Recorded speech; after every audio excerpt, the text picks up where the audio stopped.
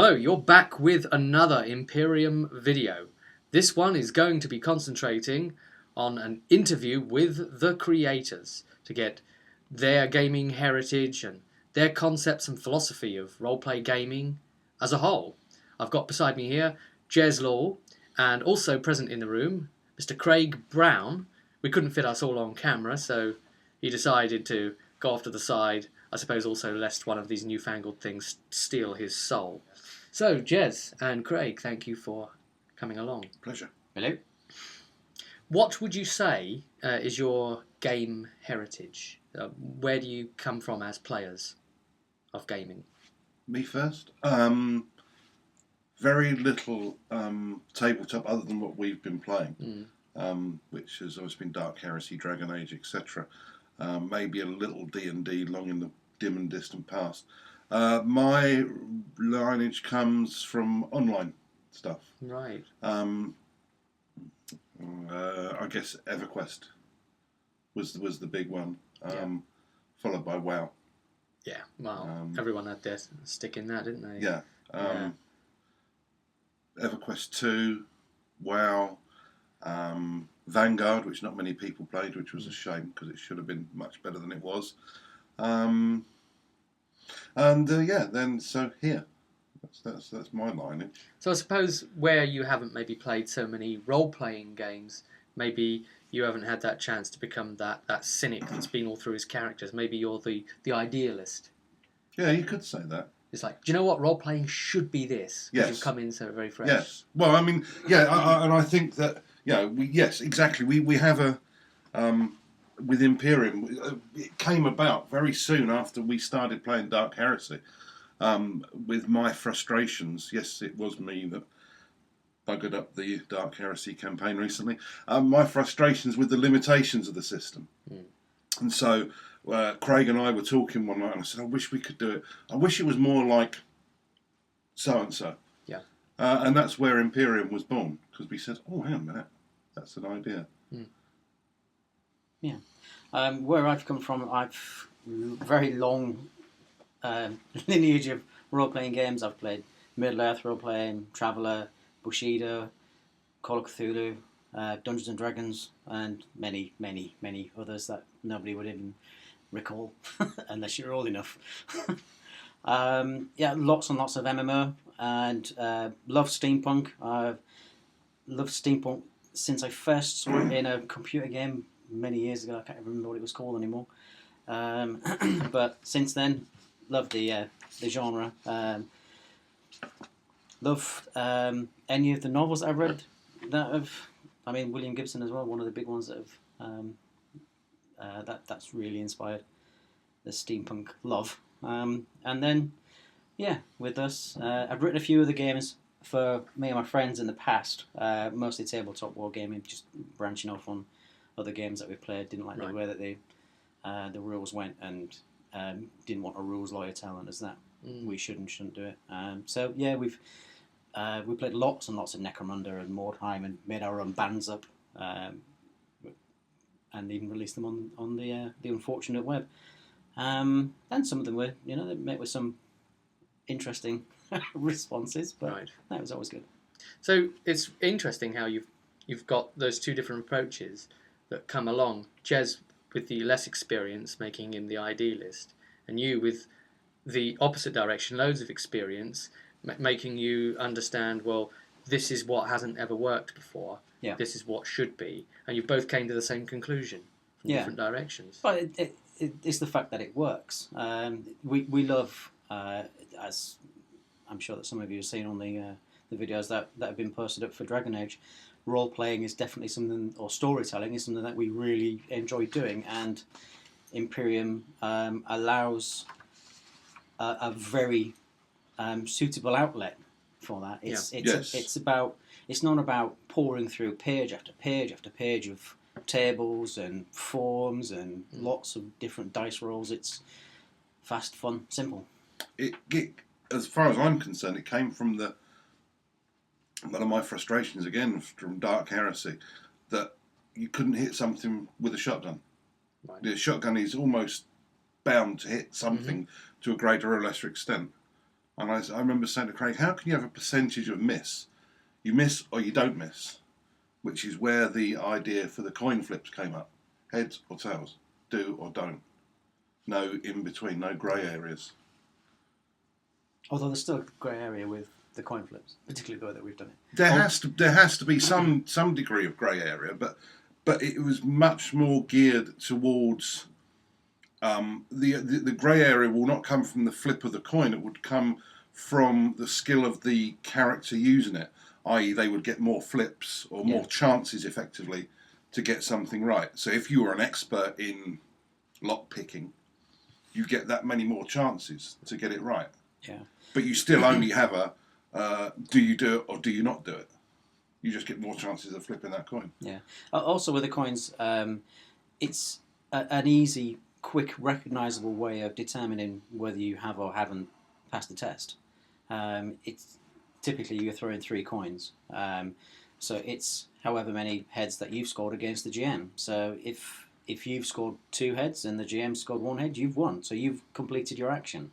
But if you've managed to get all 3 heads, then you've performed like over and above what your expectations were. So the GM is allowed to, narrate your tremendous success into the story, and you might gain more from it. These are Victorian pennies, by the way, that Rob's holding up. Yeah. Thank you, eBay. Yep. We've been playing the prototype version of Empirium using these, and while they are bigger than your normal sort of coins, they do have that unusual sort of wing noise when you flick them. Do it, but it's Love that noise. I don't know if it picked it up there, but yeah, it's got a different sort of sound to it. Yeah, They're solid. You imagine a pocket full of these, and you've got some proper money. Yeah. I sound like my granddad. Yeah, but it almost helps you actually set the tone, doesn't it? That's, sort of, again, all right, Gav. Yeah, that's why we use them. That's why we use them. These aren't pennies. These are, threepence and tuppence and old money. Old money. That will make you all think out there. Yeah, and it also gave us something to identify as well with the genre that we're going for, or the time period, because it's based in 1927, but Victoria is still alive, and one of the comments that on her golden throne being fed lots of psychers, but similar but not quite. Do you have any mindset for the idea of props and things like gamers do? Well, when I've ran games in the past, long time ago.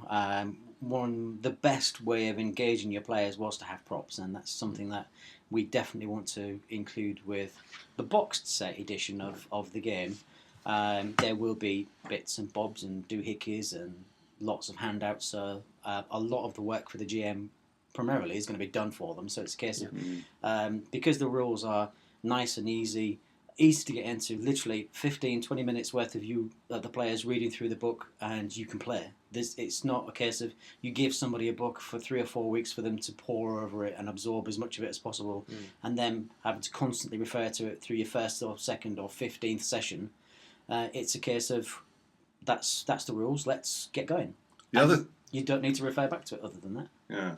The other thing that we're thinking of doing, and it might or might not come off, but is to have some kind of computer TV-based slideshow going on, so that when we're talking, because Empirium is set in the real world, so when we're talking about a specific location, there will be a picture, so people can focus and imagine what that's going to be about. If we're talking about a specific thing that we've created for the world, hopefully we'll have pictures or models or what have you of it, so people can reference it. So it's all to do with maybe some music going in the background, all to give it atmosphere. It's not about bashing things with sticks until Luke falls out. It's about the story and the journey, and the role playing fun that you can have with that, rather than just like, I'm going to move, I'm going to reload, I'm going to shoot the boss. I'm sure we'll do more expandability as videos as well upon what you conceive as coming in the box. And well, one thing that we was looking at, clearly it's not something that we're doing right away, but something that over a number of box sets you have something that will a pervading storyline to go across all of the boxes, and you'll have something in each box that will fit together to a doohickey towards the end, the final chapter of the final box. You have the entire object in front of you that you've managed to put together from all of the other chapters. That might not happen, by the way. This is prototype. So, you're the co-creators. How did you meet each other? Well, there was this online dating thing. No. You said you wasn't going to tell anybody about that. No. We worked, not together, worked in the same building. Yeah, and it was luck more than anything. Yes, I was. My wife at the time was talking about how I was boring because I played WoW all the time, and as soon as she said WoW, he was currently playing WoW, and that sort of started the conversation up. Unfortunately, he was Horde scum, so I didn't like to have too much to do with him. But You are outnumbered by Horde scum in this room. well, that's all right. I'm one of the pretty people. You can stay being ugly. That's not my problem. Well, if you want to play with the children, you play on the alliance side. see, old rivalries coming out already. So, when you're actually creating Empirium, what do you sort of bring to it each, and how do you work? How is it you work collaboratively? What's the process? We'll sit there and we'll just freeform. We'll just think and talk to each other. We'll say, okay, for example, if we're creating a class, we need a class. Okay, so what classes can we have? And we went through like loads and loads of, good, bad, indifferent, soldiers. Do we want a road mender? And then we'll go off down a little tangent. Would a road mender work? No, it wouldn't. It's rubbish. Throw that out, and we'll just freeform stuff. We literally had probably about 30 different classes initially, and we've narrowed that down to 6 and then added another 2 for the initial game.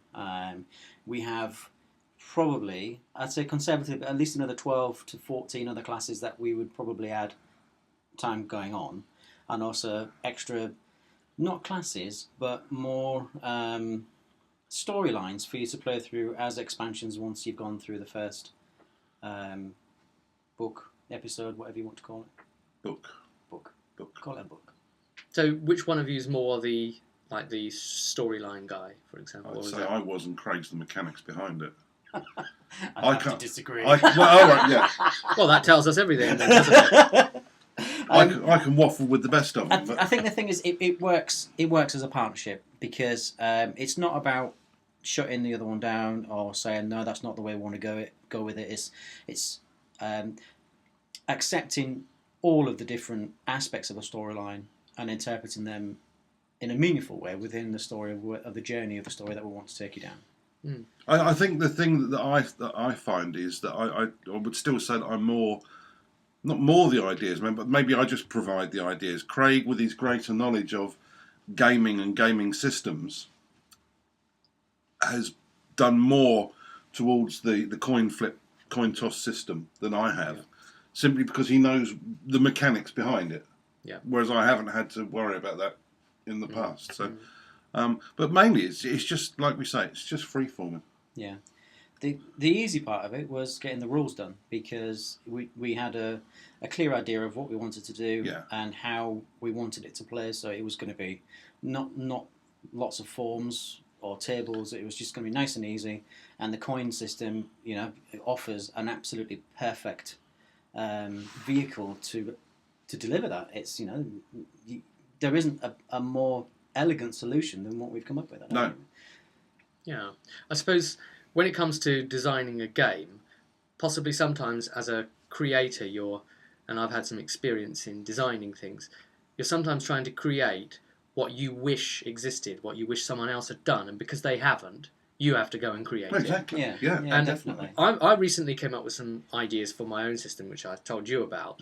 But since recently looking at Eclipse Phase, I'm starting to see how what I could do could just be implemented into that. Yeah. And I suppose if you saw something too much like your own thing, maybe some of that fire would be gone. But you think that maybe that there really isn't anything else like Empirium then, that this is going to strike a new chord, yeah? Well, I've clearly been out of the circuit for a little while, been moving away from the gaming group that I had and then only being introduced to you guys a couple of years ago, or about a year ago I should say. there might be something similar, but there's too many unique or USPs, unique selling points of Imperium, that will single it out amongst the crowd because it's not about tables or forms, or it's about getting stuck in, getting playing. It's primarily a storytelling. And also, I think the fact that it's real, very, very much real world based. Right. Yeah. Although there is a degree of mechanical steampunkiness, there's no magic. There's no psychic powers. There's no different dimensions. There's no dwarves or elves or orcs or anything like that.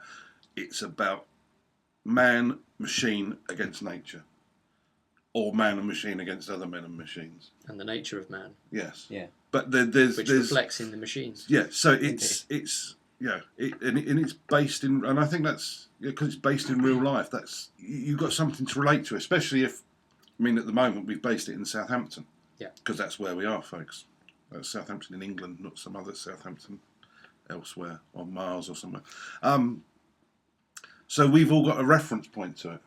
When we say we're going to the Grand Hotel, for example, we know what it looks like. Yeah. And hopefully other people out there, when they go to play it, they'll know what it looks like because we'll have the pictures of it, which can come up on the TV or on a projector or on a laptop or a PDA or whatever. Your intent was always, though, to make it more of the option of making it like a more universal system that you can adapt other games and use these mechanics. We've got an absolutely what we think is a cracking idea for a World War II setting, and the classes aren't archetypal classes of soldier, or clearly, or GI, or constable. It's about your background that makes you the person that you are. So you need to work out where you've come from, because ultimately you're all just GIs or foot sloggers. Yeah. And then going through trials and tribulations of different missions, different things.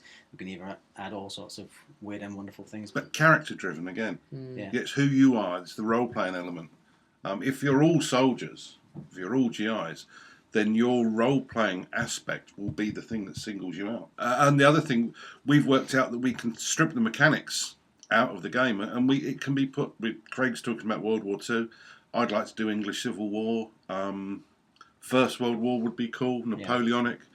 Or you can take it fantasy. You could do pirates. We could even do shop assistants. Indeed, shop assistants. Yeah. Which would be an ideal role-playing game for shop assistants. Barbarians. Yeah, we can see a bit of room for growth there, and possibly producing other role plays if this one works out for you. Yeah, or if it bombs miserably.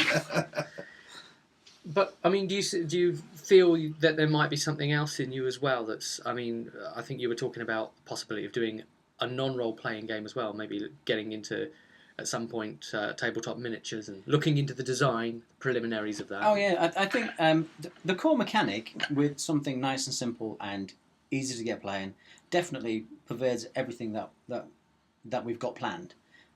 It's not about making the game difficult. It's about making the game fun. Because, as we all know, I mean, any game, any board game or any role-playing game, miniatures game that you always have to spend, a certain amount of time going through the rules. You and your friends, they've all got their own rule books. I mean, classic example is Warhammer 40k. I mean, it's 400-page epic. Yeah, all right. I know that the rules are probably about 50 or 60 pages, but our rules, in comparison, are about 10 pages. And for that's how thick it is. for a miniatures based combat game, the system works. It just as easy, and you can actually work it like Necromunda or Mordheim, where you've got a crew or a gang based system where you're actually going to develop some characters. But I do remember a bit of talk where the two of you were saying, we may even look into making a miniatures game somewhere. I would like to see miniatures involved with this game. Yeah, there will be miniatures with this game, but not your typical miniatures. Not the miniatures that you see everywhere, everybody else doing. Yeah. We've already got some ideas. Right. Yeah, we've already got an idea about how our miniatures are going to be done, but they're not going to be anything like you've seen before. But it's actually, at the moment, it's the physical doing of it. I mean, it's all very well having an idea, but we need someone that can sculpt miniatures Yeah. and cast and what have you. Anyone out there can sculpt? I can cast, but I can't sculpt. So, So maybe we should conclude with a final sort of sign-off. Craig, what to use the most fundamental, important philosophy personally to roleplay gaming? For me, storytelling, definitely storytelling. It's and fun storytelling, I guess. It's about enjoying what you're doing and it not becoming a second job like WoW always often ended up becoming if you was a raider. And Jez? I'd echo Craig. It's about getting out there, having fun. Think about doing something different. Think about not following the accepted path. Think round a problem. Don't bash your head on a wall. Don't just try and beat things with stick till loot falls out. Try and be clever with it. Have some fun. If you've got a good GM and you say, I want to do X, Y, Z, then the GM should be able to accommodate that. And this, again, we hope this game will be flexible enough to let you do that. Yeah, and the GM system that we've added as well. That Yeah. that adds a completely new style of play for the GM, and it's structured. So it's not that a case where the players could argue against it because it's done in a way that can be fun for the GM and they're not just a narrator. Oh yeah, that's something. Yeah, the GM is very much a player. That's something I've experienced in gameplay as well, and yes, that is true. I agree with them. Yeah. Well, thanks very much for joining us, guys. Right, pleasure. Indeed. This will be just one of more videos we'll be doing of further exposing you, not in the wrong way, people. Thank goodness for that. Yes. I don't think YouTube's ready for this. And the game system as well. Different facets as we tease along towards its eventual release. Yep. So guys, until next time, I'll see you at the gaming table.